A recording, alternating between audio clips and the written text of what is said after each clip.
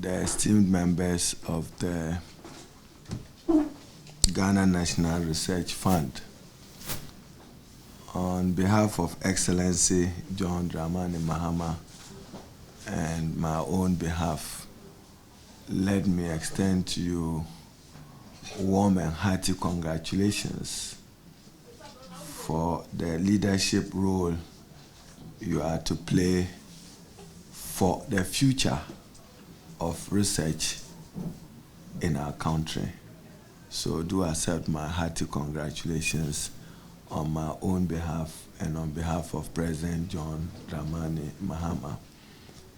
And if you look at your personal backgrounds, you come to this table and to the council of this fund with your own rich, enviable background and reputation. I trust that those reputations and your standing in terms of your pursuit of academic work convince the president to assemble you to assist him with the administrative takeoff of the Ghana National Research Fund. So whether it was a campaign pledge or a dream, that vision and its actualization now rests on your shoulders. That Ghana now has a dedicated National Research Fund. I cannot but appreciate and thank the University Teachers Association of Ghana, UTAC, for their consistency in demanding that we have a National Research Fund. So to UTAC, commendations. At least, so it's not every time that government does not listen to you. We do sometimes, even including your resolute and inspiring position on Galamsey. The state and country can only benefit from your guidance as to how we can secure the good of our country by preserving our water bodies. So I want to appreciate the role that UTAC have played in getting this.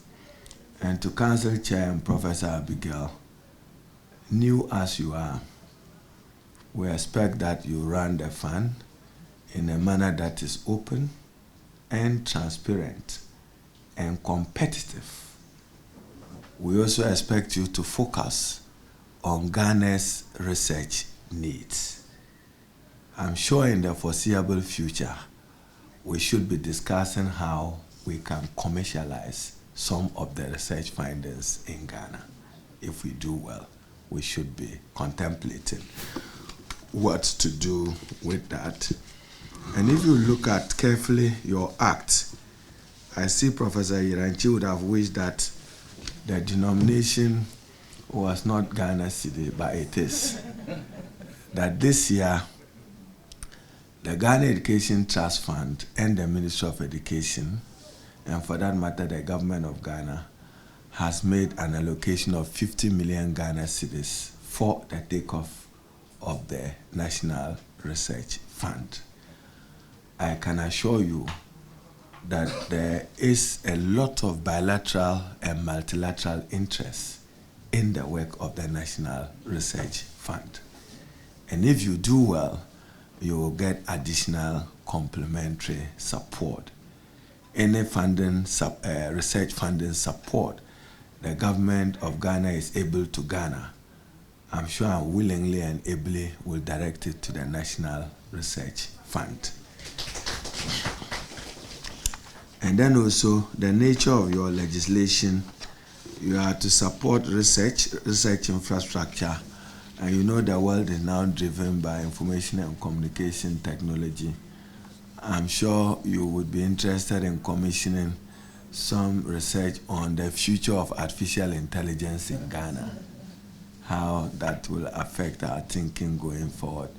But for us at the Ministry of Education, science, mathematics, and engineering, without any fear of contradiction, is the future. And our research must be about the future and how to position Ghana to take full advantage of research in building our human capital and strengthening the faculties of our universities. This year, we thankfully, he's a member of your trust fund, the Director General of the Tertiary Education Commission. We decided that each local university should be given some support to support 5 PhD students locally, so that if we can continue this for the next 5-10 years, we would have been able to help you build stronger faculties for Ghana's institution of higher learning, whether public or private. That also, we have made adequate provision for it in this year's budget. So innovation and communication will attract your attention. Our national development drive of research, and this one, I've always said that I'm careful when I'm indicting Parliament because I'm one. You know those days of age. The Parliamentary Hansard used to be an authoritative reference document. But these days, when the debate is about who is tall and who is short, and not about what data or research speaks to, I'm still putting value on the emphasis of research.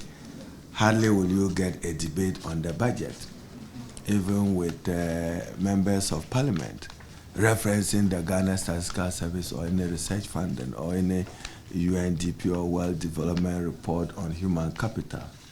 What we debate is just our own internal politics of disagreement. That is to say that you can guide even parliamentary research if your funding focuses. So on governance, you can take one or two of our governance institutions and look and examine what they do and what is it that they can do right to improve our governance architecture, particularly in the areas of enhancing transparency and accountability.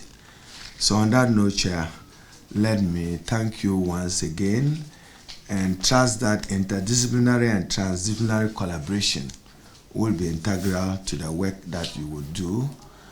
Areas